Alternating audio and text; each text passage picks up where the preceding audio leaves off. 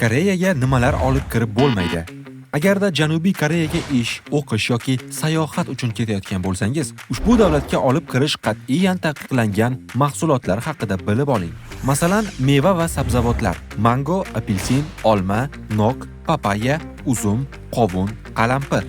Go'sht va go'sht mahsulotlari: mol, qo'y, ot, tuya, cho'chqa go'shti, kolbasa, vetchina, qazi, quritilgan go'sht, baliq, qisqichbaqa go'shtli qadoqlangan mahsulotlar, sut mahsulotlari: sut, yogurt, sariyog', pishloq, tuxum va tuxum kukuni, hayvonlar va ularga aloqador mahsulotlar, uy hayvonlari: it, mushuk, qush va boshqa tirik hayvonlar, ishlov berilmagan yoki qayta ishlanmagan hayvon yog'i, o'simliklar va urug'lar, ko'chatlar, urug'lar, nihollar, piyozchalar, tuproq yopishgan o'simliklar, tirik hasharotlar, yovvoyi o'simliklar. Bojxona qoidalariga ko'ra, tamaki mahsulotlarini olib kirish cheklangan va belgilangan me'yorlardan oshmasligi kerak. Bojxona to'lovisiz ruxsat etilgan me'yorlar quyidagilar: 200 dona sigaret, 50 dona sigara, 250 gram tamaki, 20 milligramgacha elektron sigaret suyuqligi. Taqiqlangan yoki xavfli mahsulotlar: nosvoy, snus, nikotin po'chaklari olib kirilganda bojxona to'lovi jarima yoki musodara qilinadi. Vape suyuqligi 20 milligramdan ko'p bo'lsa yoki nikotin 1% dan yuqori bo'lsa, deklaratsiya talab qilinadi. Deklaratsiyasiz olib kirilgan tovarlarga jarima qo'llaniladi yoki musodara qilinadi.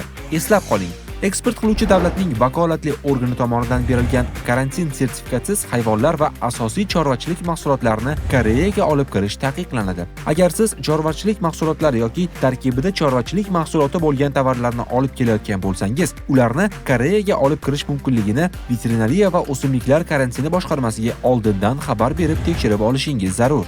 Deklaratsiya topshirish majburiy. Agar yoningizda yuqoridagi mahsulotlardan bo'lsa, Koreya bojxonasidan karantin deklaratsiyasini to'ldirishingiz majburiy. Deklaratsiya topshirmasangiz 10 million wongacha jarima yoki javobgarlikka tortilasiz.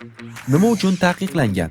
Yangi kasalliklar va zararkunandalar Koreyaga kirsa, qishloq xo'jaligiga katta zarar yetkazishi mumkin. Masalan, olma kuyasi, meva pashshasi, chumoli lichinkalari va boshqa hasharotlar.